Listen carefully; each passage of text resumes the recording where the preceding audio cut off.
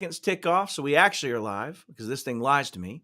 But we should be live right now on episode 35 of Beard Banter. This is picked back up. I'm doing it every week again. I feel great about it, talking about some really cool topics. But today is Matt Topper, the return of Topper. Is this one? This is the return video. He's back with us on episode 15, if I recall.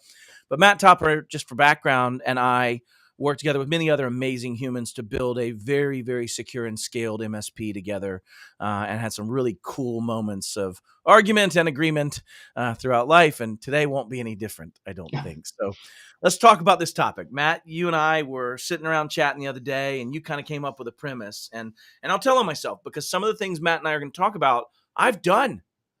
And I've done them, and I think they're wrong. And this is a bit of a call to action and poking fun of myself a smidge in my own content creation and what I do. So go ahead, Matt, kick us off.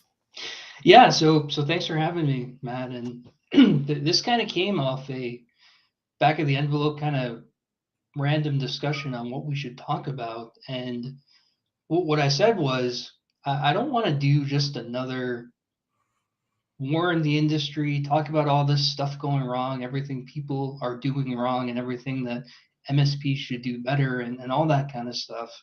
And that ended up being the topic. And Matt, you summed it up perfectly when you came up with the subtitle for this, which was, can you thought lead by reposting? That's perfect. Yeah. That's exactly what we're talking about, right? So, perfect example is, some new vulnerability comes out, the VMware one we were talking about pre-show. What doesn't help anyone, me, and I've done this, and right, we're not calling anyone out but ourselves here. Right. Yeah. Is just posting that with no context, right? So right. what I end up seeing is, 700 VMware vuln, and it's in my RSS reader on top of that. Yeah. So you're getting sprayed by anybody you're following with the same thing, with no additional context, no information, of just, here, you must not be able to see this. Here, I'll help you read this, right? Right. And I've done it, right? Because you want to keep putting out content. And let's talk about this, like the definition, if you will, of what is thought leadership, what is this kind of motion. I'll sum it up in my mind.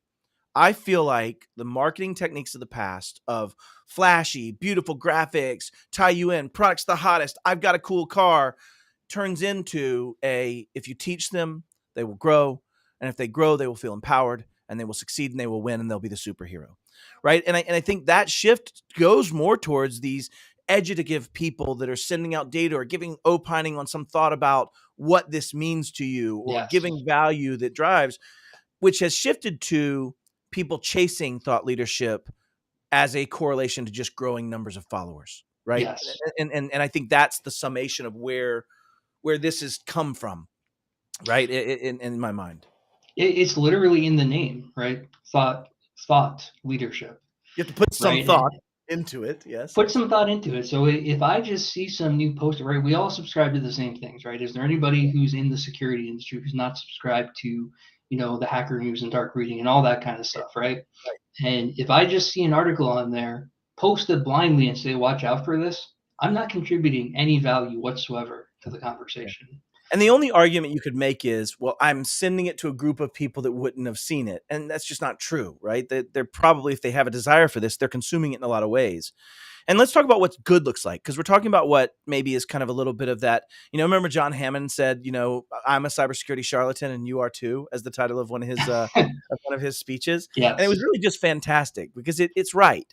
And I think there's this aspect of, we're all growing and learning. We're all seeing these threats and trying to figure out what to do. And I think what good looks like, if you're going to do that, is add value to it, have thought about it, right? And if you get this VMware thing, and let's read into this one, it's specifically about exposed management interfaces and a vulnerability that allows encryption and ransomware of it, which we've actually seen happen to an MSP in the last year, even a massive one. Mm-hmm. So when you start thinking about that, what is the thought that would have to be added to that? It would have to be things like, hey, as a best practice, don't expose management interfaces to the internet. Furthermore, if you can go down a zero trust and SDP type model, you can even further isolate access to those sensitive management interfaces that can cause damage. Like, that's thought. That's adding some contextual value. That means I don't have to read the article now. I can contextualize the fact that exposed management ransomware, don't expose management. That's now a very digestible and valuable piece to me, and done. I got what I needed out of that, if that Right. makes You, sense. you you can write that, okay, based on this and because of the way that we've seen environments set up, this is just something that could sit in the next patch cycle. This is something you don't have to drop everything and patch. And now Yeah. you're providing value as opposed to just more scare tactics. And, You know and, what's and funny? Or go ahead. I think the other thing with this is that there's some vulnerability required here, and not the security vulnerability type, Sure. right? You Showing know, you yeah, vulnerability, right? This exposing what your thoughts are. we're all constantly learning and growing and making wrong turns along the way. And what I think is needed in thought leadership is we're kind of the Sherpa, if you will, right? We're on the Yeah. journey. We're taking everyone along with us as we're discovering things and Yep. dropping this idea that That takes we're out there. humility, though, right? That takes humility to not say I am an expert. In fact, I cringe when people go, Matt, the cybersecurity expert. I'm like, no, no, like expert student, maybe expert pay attention to her, but like, right? Like expert, I don't think I'd decry that. And for me, it's that Yeah, humility of saying, if I'm going to put content out, I'm okay with looking back and going, man, I was wrong. I was wrong about this. I led people, and that takes vulnerability of being okay to put your thoughts out, make a stance on something, make a statement on it. yeah, And or that's what you're publicly trying to get at. exploring something, right? The infamous "I don't know" post. Let's talk about this. That's tough Yeah, to yeah, do. yeah, yeah. And I'm guilty of this. You know, it makes me think back of Nathan Taylor, another one of your points that you made about just the scare tactics. When I first started creating content, and I still think there's a place for it. I won't make this 100% judgment of it being. He said to me once, he said, Matt, I hate seeing your LinkedIn posts with your videos because it's just more ways I have to deal with crap today. There's just more things that I've got to be scared of today. It's horrifying, but I need to see it. But my question goes into, does he? And is it actually doing a service when you're demonstrating? What I'd like to do is I would take a POC or a proof of concept, right? And run the code and build a lab to show how the attackers run it and how simple it is, right? And the intent was to show how simple it is. But I don't know that I focused as much on that and building that value as just scaring people of the next problem because how simple it is. There's no Right. context of, yeah, but if you're in a closed network, they would have to already be on a machine. They would already have to have this. If you already have these compensating controls and factors in place, then to your point, this is a Patch Tuesday challenge, right? Like, Yeah. in anyways, it makes me think about that concept of what I was doing wrong. Well, I think you kind of nailed it when you're talking about things like potential countermeasures and things that are actually actionable, right? So, perfect example. Let's say we were, doing something super fun and technical and like setting up evil jinx and messing with somebody's session keys and all that. That's what I was doing. Right? What we should be doing is, yeah, let's spend some time on that because some people are interested in the detail, and we are too, right? That part's Yeah. fun, but the bulk of the conversation is okay.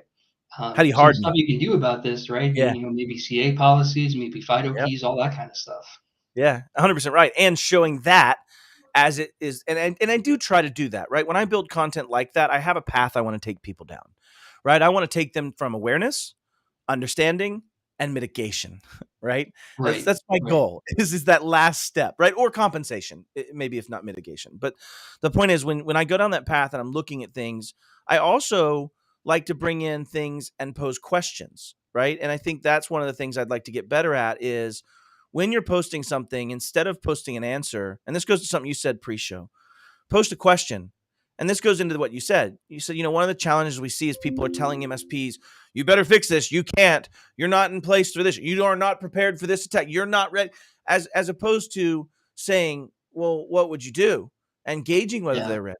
Right. And it also goes into not putting down, because when people read your content, when you're posting stuff, they're not reading it to watch Matt Lee or Matt Topper be a hero.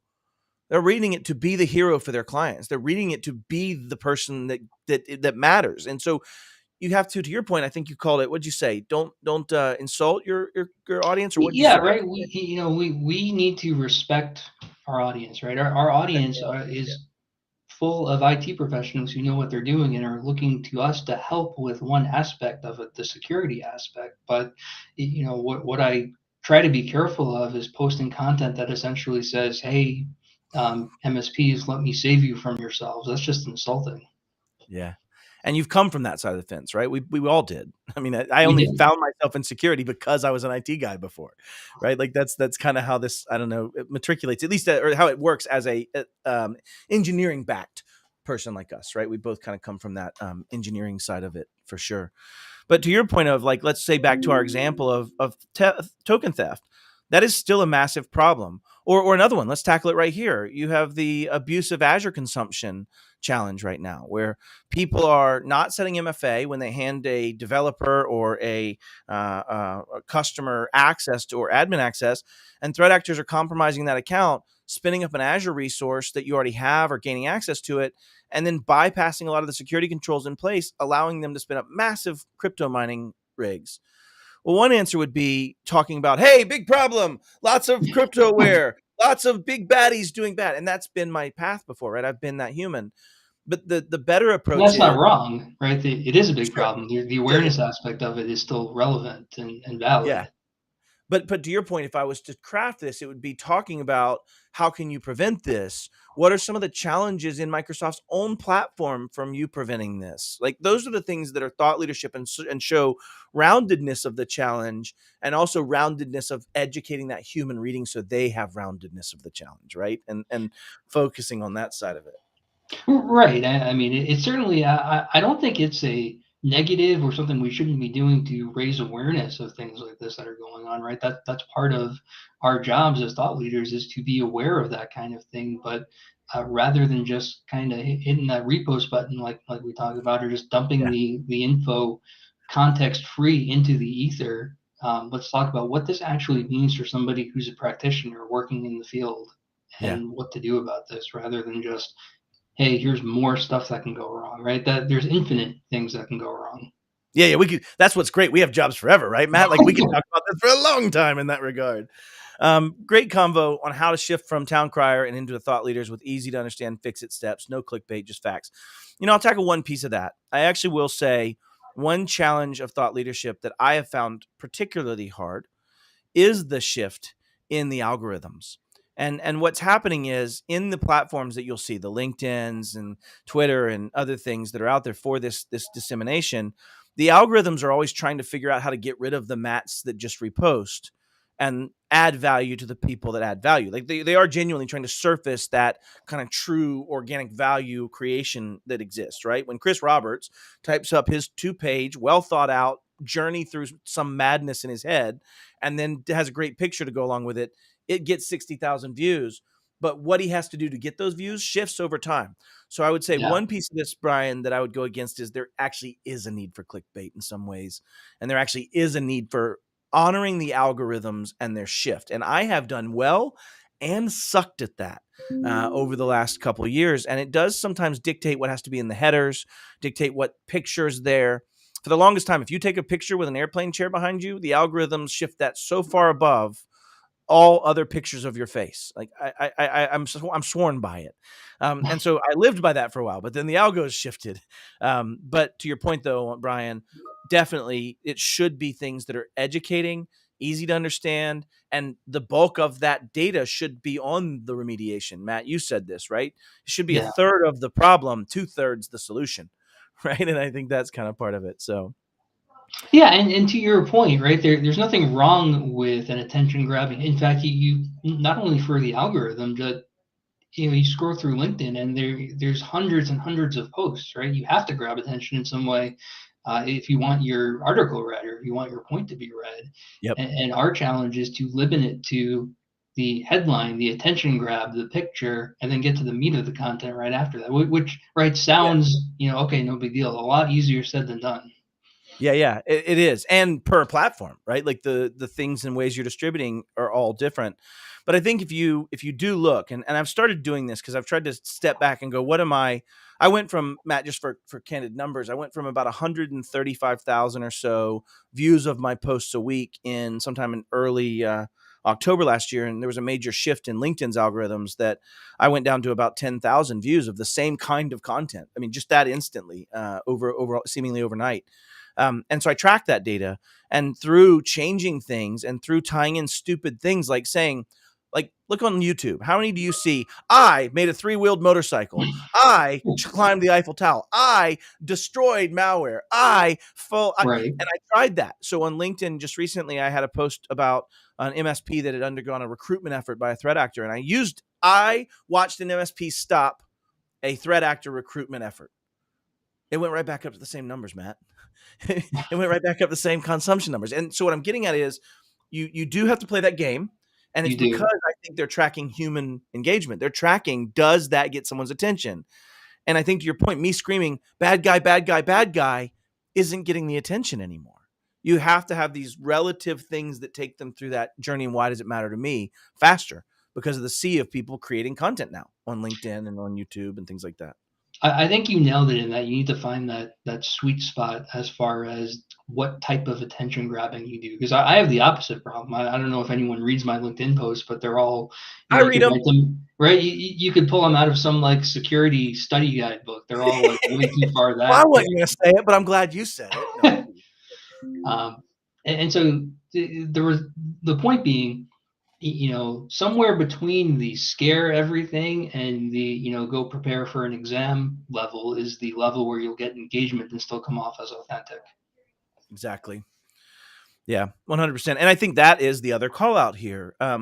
You definitely have a situation where authenticism and being authentic requires you being authentic. Seems a little John Madden-ish, but it's real, right? In the sense that if you're out there catering to exactly what and answering in these manila answers that are just kind of in between, you're not showing your authentic self. You're not being organic. And I think that's why traditional marketing is actually having some challenges.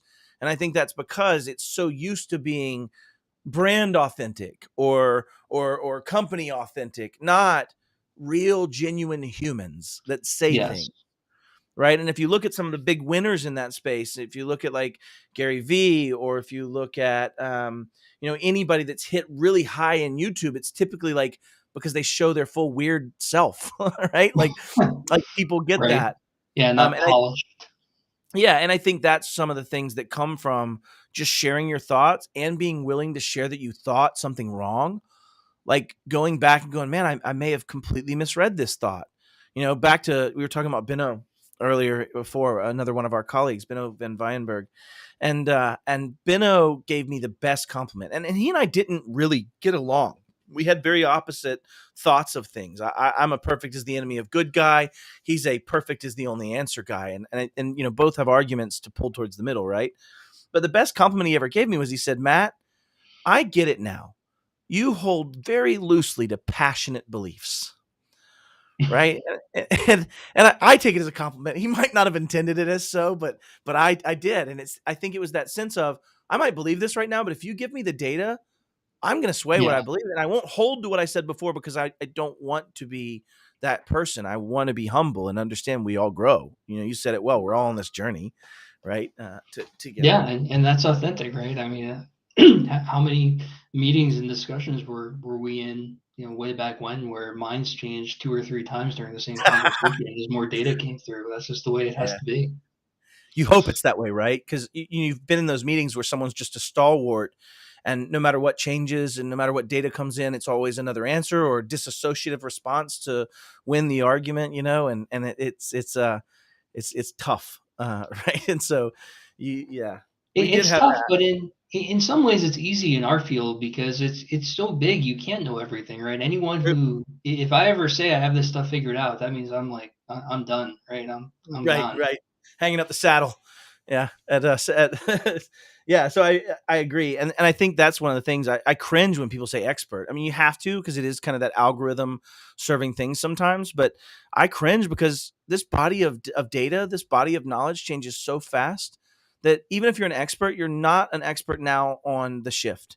And you're not an Yeah, expert on the yeah, difference in the way it's applied. Same theory, same CIA, same confidentiality, integrity, and availability, same stuff applied very differently, right? Microsegmentation looks much different when you're talking about an SDP type implementation than when you're talking about a traditional network infrastructure implementation, right? You might have a very different approach in how you do that. It might be attribute based instead of role based. It might have all kinds of things that come into play, and you just have to keep learning, right? And I think being a thought leader often is being willing enough to share yourself, being willing enough to be genuine, be okay to make mistakes, and to actually demonstrate your learning process by giving summative thoughts of things you're applying from your knowledge base, right? Like in Yes. my mind.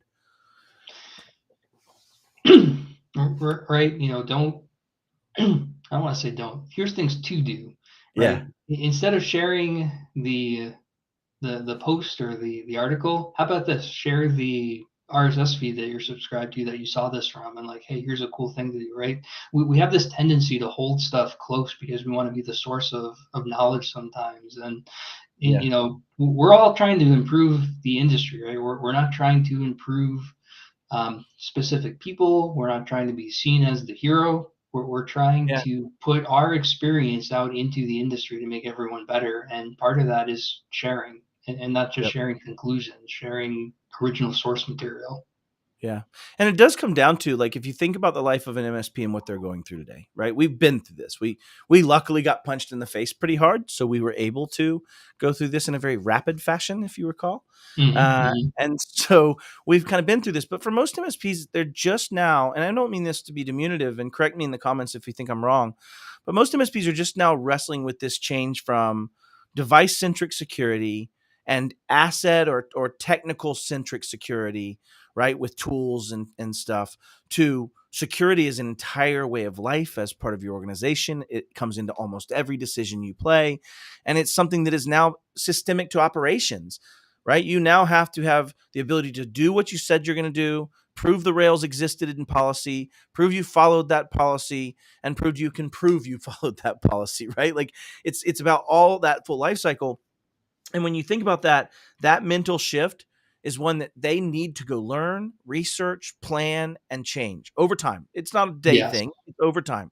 So if you think about this, how do we add the most value is being their research agent, being their data source and bringing them the data points we think are relevant, but also the context of our history. We've been through it. We've lived it. We've been punched in the face No, in ways. we have a unique advantage in that we've not only been MSP experience, but we were both infra guys before we got into security. Yep. And Yeah. it's a huge skill increase. It's a huge context.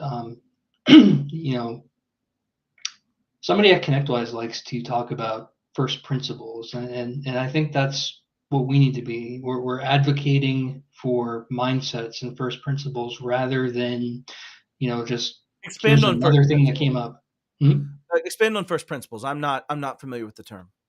So the idea, you might call them core tenets or core Okay. axioms of Okay. security, Yeah. rather than focusing so deep into some specific technical weed or some type of context that's specific to a situation.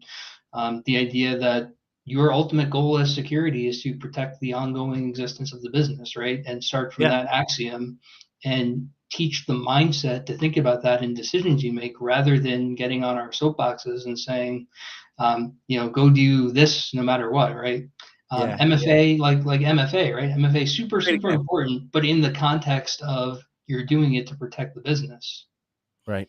Well, and you're doing it to enable the business, right? And I think that's one of Mhm. the misses there. Yeah. Personally, maybe we're getting on a soapbox, but so many times security is thought of as um, a a protective force, or Yeah. we're gonna be there to stop all the bad stuff. But that's like saying, like, okay, we've got this team that helps people stop dying in cars. They're not gonna be able to do anything about the car or the driver or anything at all about what it's about to hit, but they're gonna protect that car. That's not going to happen. They can't protect that car, right? And so I think it comes into this concept of being able to change the car, being able to change what it's going to hit, Mhm. being able to change the behaviors of the driver, being able to change. And so I think, that's the focus of, we should talk about this as business enablement, right? Yes. Technology is business enabler in their mind, right? Their assets or their those are all enablers. We should be an enabler too, of saying we reduce risk, we increase your speed, right? The Starbucks CISO, and I've said this before, I think even on the show, when they got FIDO tokens pushed through, when they were able to get people to sign in with FIDO tokens for everything and single sign on to everything, they didn't win on the fact that it was Control 5.6 and 6.7 on CIS, and it was going to make a big Right. difference in the Right. risk profile.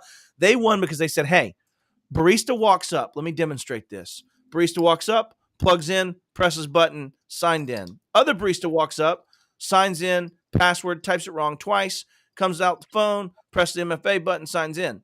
If you did that times 15,000 baristas, times 7 shifts a day, times that turns into money. And it comes back to this point of some of this thought leadership and educating with MSPs is how they talk about security, right? Security is a business enabler, right? Security isn't necessarily always a business disabler, and it's not always a risk remover, right? Sometimes it's about just educating on that risk. Sometimes Yeah. it's about taking actions to shift that risk or to make different business decisions that are equally as good but have less risk profile. And I think that it's about speaking and teaching how to speak about security to MSPs. But I think that's my point is you should be an educator. And I think you dance a line, right? You kind of called out this thinking they can't do something. That's a challenge. How do you balance that, right? How do you not get preachy, if you will, right? Well, So right, you can spread the word without being preachy. I think to your point, somewhere along the way, security got this idea of being just about stopping people from breaking into stuff, right? right. Like that became what security is. And sometimes you think, okay, well, there's a little more to it than that, and the larger context gets lost in the sea of tools and techniques and things, and we kind of forget the whole reason we're doing all this. So, like in your car example, you're in the car because you want to get from your house to the store, right? Right. Right. and Right. and security can help, one, make sure that's successful, and two, to your enablement point, if you can get some of the get a free lane on the way, then you can get there Yeah. even faster, and that's what you can enable. Yeah. And if you wanted to take this to like hyperlative statements, the way we would have focused this on the past was, hey, listen, you're going to drive that car. I want you to know that car probably blows up. Now, listen, don't be afraid because what I've done is I've duct taped on these other solutions. We got the car. No, focus on the car, making it from point A to B and being reliable and accessible and functional. Don't focus on it could blow up. It used to blow up. We made it less blow. Like, stop focusing on the negative side and to your point, focus on that positive, how we can guide them in the right lane, how we can drive them forward. And if you really want to put it where the rubber meets the road and not in the car, pun intended, you absolutely could take it to the point of there are certain contractual aspects that are starting to become asked. How many times did we get asked for a SOC 2 report? We never got Mm-hmm. before. How many times did we start getting questions that tried to suss out what our security looks like? That all is growing. And so you're starting to see this one-to-one tying business success to being able to meet the contractual obligations and not lose that contract of meeting the compliance aspects of it. And that's more and more and more and more of it. And so, It's a really interesting yeah, way in that the outside world is helping to make an argument that sometimes is difficult for security practitioners to make. The impact on the business that security has, right? The being asked for these reports and being asked for these controls to be able to get cyber insurance, and all this stuff that's starting oh to go yeah, around the legalities of things is now making the argument for practitioners, right? Where before it yeah. was, PowerPoint slides away and trying to justify your own existence at times. Now it's right Well, there in black and yeah. white. Well, and back to your car effect conversation, let's look back. Matt and Matt are hanging out in 1856, and we've got the ability to boil water, take that water and funnel it into something and make it move a piston, and then eventually create into rotational momentum that allows me to continue moving forward and drive a vehicle. But unfortunately, there was no regulations, there was no testing, there were no safety factors, no safety rations. Me and Matt literally riveted it together in the backyard, hoping to sell that thing and make our 140 bucks, right? And sell Right, this car. right. But it could and probably did kill people.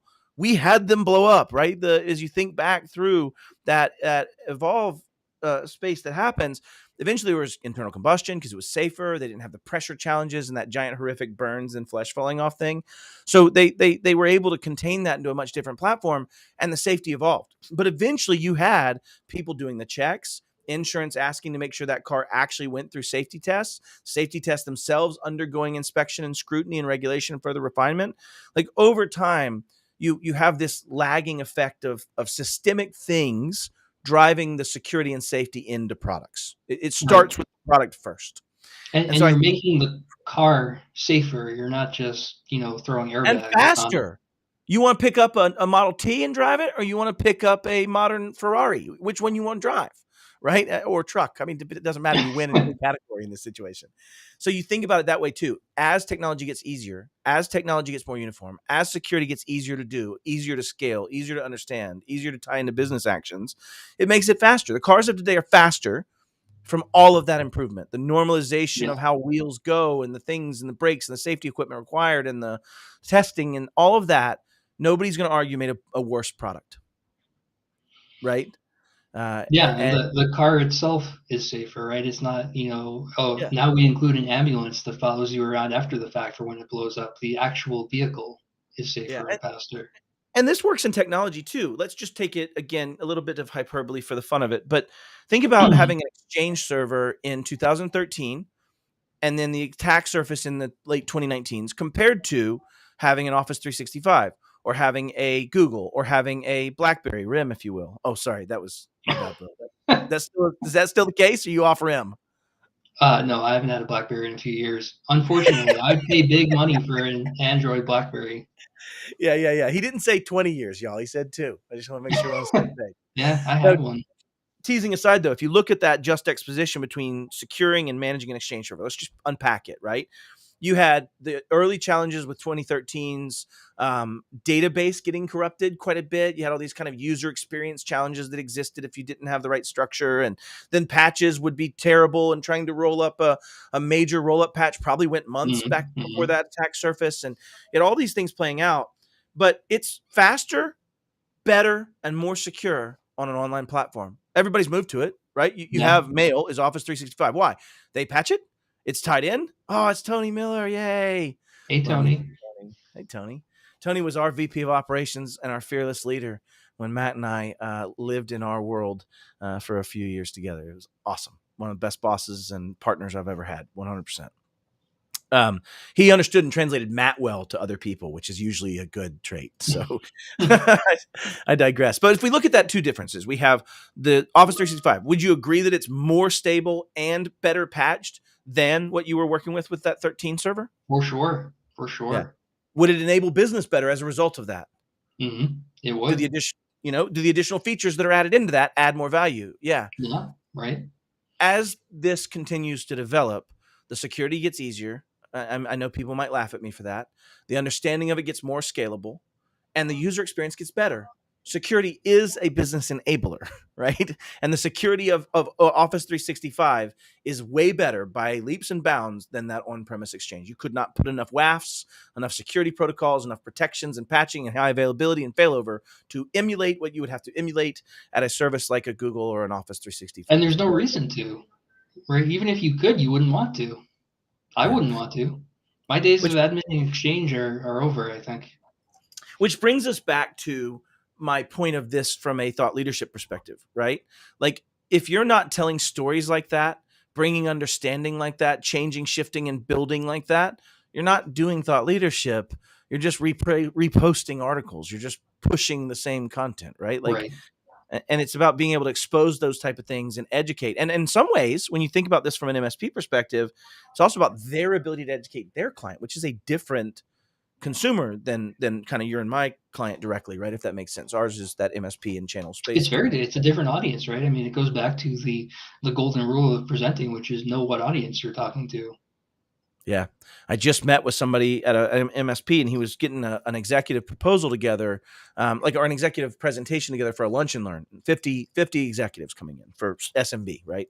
And his deck was full of like dwell time averages, shifts in the types of attack techniques and what's being applied. And it was not catered to an audience to make them Right. care at all. We It would was like very that. technical. Yeah, I've made that.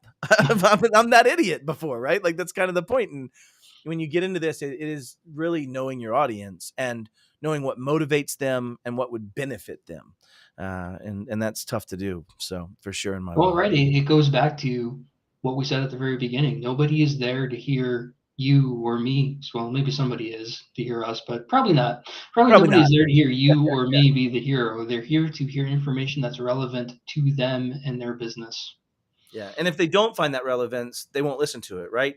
Tony Yeah. Miller, who did say hi, he's a like massive consumer of podcasts and different things that interest him. And one of the days he was telling me about one that he kind of just fell off of, right? And that happens.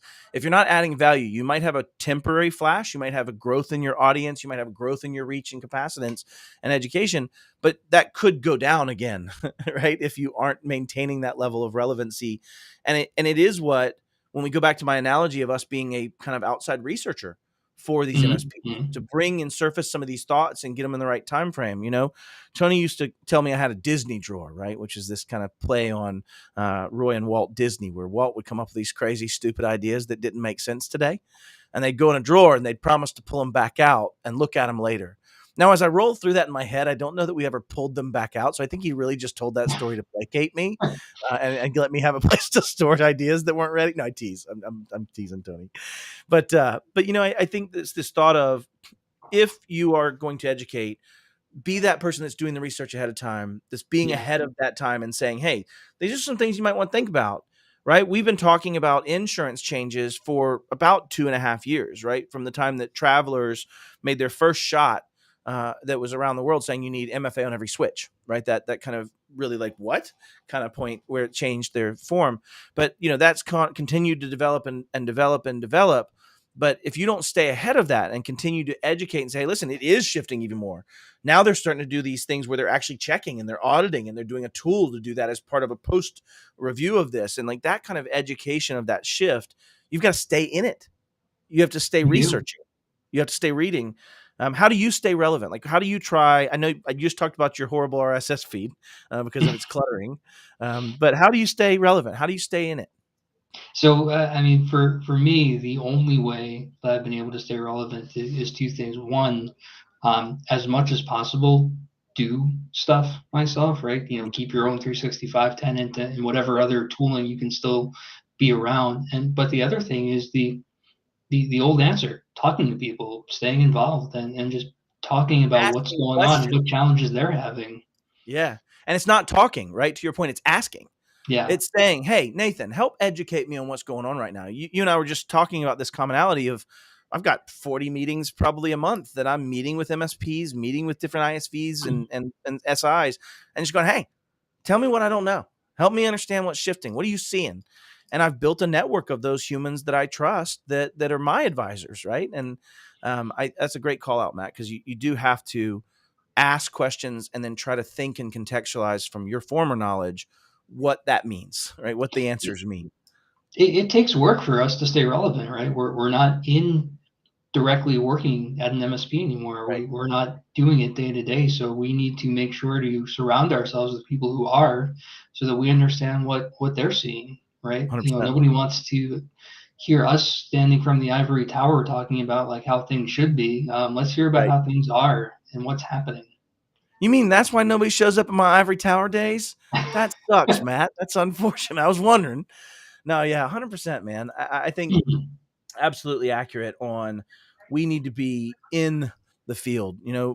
Craig Donovan at PAX 8, they call him Dr. Craig, but Craig Donovan, like, that's how he learned about how to have the integration of the PSA that made us so very successful in that regard, right? Is by sitting down and, instead of asking the MSP owner, he sat down with the workers. He sat Yeah, down with the accounting people. He sat down with and so I like to diversify that space that I ask those questions from too, because it's the only way you can stay roundedly relevant, right? And a lot of that came from, you remember when we were integrating back in the day, a lot of that work was just genuinely trying to understand what the hell people were doing, right? It was, to yeah. Tony's Everyone did effort. something different.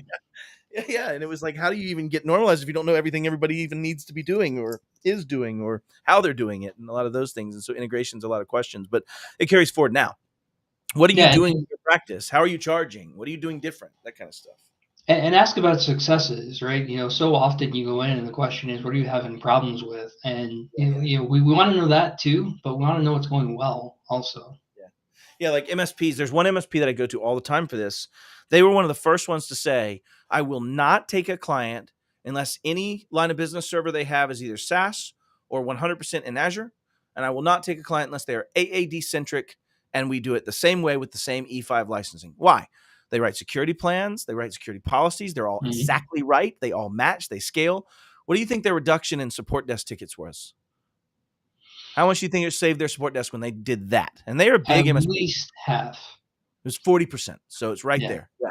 And it's because now the support desk tickets become something that's a short video I send you, or something I press a button and it happens across, right? You get into a very normalized data set, right? You get into that very commoditizable aspect of that. But I love following them and going, what are the bad things? What are the good things? What went well? What are the Yeah. challenges you face with that? And it's anyways, continue. And it's a good example of how things have changed, right? Because when we were doing our MSP work, that was pretty rare and out there. AAD was still pretty new back then, and now it's common. And if you come in saying, "Hey, do this," or "Here's an idea," you look Yeah. like you have knowledge of 2 years ago. True story, right? And I mean, when we were doing that, when we were AADJ, we were avant-garde. I mean, there was Yeah. not a massive full encapsulation 100% way AAD DFS back, right? Like that model hadn't been done, like that I knew of. Many people had not done that, especially in the MSP space. No, it And wasn't common. and you look at it like companies, and I won't poke at any company names because I don't want to be that guy, but companies that have a lot of that tech leftover debt and archaic systems, brownfield integrations of things that are cloud, those companies, I think, have a challenge against companies that don't. Right. And there's a company that's out there that went from 100 employees 5 years ago to 1,700 and a $1.7 billion valuation without a single server. And what's funny is when I teach, I do the zero trust network architecture stuff for CSA. I do their test exam writing and Mhm. things like that. And it's interesting because when I was in there writing the material, you've got a bunch of these doctors, you got very high end people that have been at, AWS, massive people from AWS, massive people from these big enterprises. And they say, we cannot write this from a greenfield perspective. I said, why? Well, because everybody's brownfield. No, not that guy's going to whip you next month. They're greenfield, right? And it's like when you think about building a security program, I know we're off topic a little bit, from a brownfield environment, it is much harder than if I get to start greenfield. And especially when greenfield is now this new, to the point of Brian Wheeler, it's not get to the chopper. It's now get Right. to the modern workspace, right? Like, and that difference is so transformational and so paradigmical shift, right? I think but to your point, if I'm still talking about like that's brand new, that was 2 years ago or 4 years ago or 6 years Yeah. ago, right? Like, And the opportunity to totally greenfield something is pretty rare. New company is basically it. And massive ransomware event, you never know what yeah, comes. right, rebuilding everything. But our jobs as practitioners or as thought leaders are to be able to assist someone in making the roadmap to get there, right? To help them assess here's where we are now, here's where you want to be, and what's in Yeah. between, right? Because what's in between tends to be like a cloud on most diagrams, and there's a lot of discrete steps that you need to get there, and you can't break stuff along the way. We got Andre Tulloch coming in as well saying, asking questions is great. Reviews from your local chapter on what's happening is also excellent. Just network and ask questions. And I think that's the other key point of it too, right? Like you and I work for different companies. We, in Mhm. some ways, are in competition, right? In co-opetitions, let's call it, right? But in that space, like I don't care about that. I care about the body of knowledge that I can share with you, that you can share with me. And I think to Andre's point, going and talking to humans and going to maybe in his chapter conversation, he's talking about either like InfraGard Yeah. or whatever it may be. But going and asking questions and talking to people like gives you resources and humans and contextual differences and potentially arguing on points and things that give you well-roundedness. And So yeah, and talk to people or organizations in different paradigms, right? Get out of the MSP only space and the small business space. See how enterprises are doing things. Anyone who will talk to you or go to, software dev events.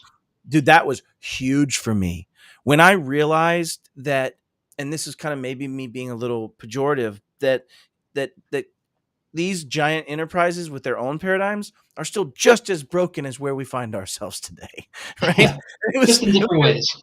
yeah, just different ways. But I was very intrigued. Like Chris Roberts, for example, and Boom, Supersonic is another example of enterprises that are outside of the normal paradigm. But I love sharing thoughts with him about systems and approaches and way we might find insider threats and things that come into that play that I wouldn't have the paradigm from my own viewpoint and lens to have thought outside of the box like he did, and the way that they're taking that too. So I agree with that totally. Of step outside your own channel flavor, if you will, right, or whatever it may be. Yeah, So, if you ask security folks or IT folks from different organizations, they'll all, most of them, will be happy to talk with you and are just happy that somebody's interested. yeah. I've never really had any issue with somebody sharing. Nope, nope. In fact, that we'll end on this. I think people are afraid to ask for help. I think when you go back to that humility point of saying I'm the thought leader, you take that as I know it all. No, no, no. No, no, no, no. I need lots of people's helps. Lots Right. of them. And what's interesting about that is I think if you ask for help and you do it in an unassuming way and you do it in a way that's educated and intentional, I've never had anybody say no. Right? I've never had somebody say they're not willing to help. And I think that's that go giver aspect of life. But we are at the end of the hour. It went by really quickly as it usually does, brother. But what's one last thought? I left with mine, but what's one last thought for the audience around how do you stay relevant and not offend your audience, or if you will, better option, how do you respect your audience with respect to being a creator in this world? When you're posting something or talking about something, pretend you're talking to a peer, right? Someone who is knowledgeable in the industry, knows what they're talking about, and maybe doesn't know some specific detail that you're enlightening them with. Exactly. It's an equality aspect, right? So I always feel like an equal with you, brother. You always do it for me. Good to see you, Brian Wheeler. Another one of those just amazing humans and souls out there. So awesome, brother. Appreciate you. Thanks for coming on, man. I'll see Thanks you for later. having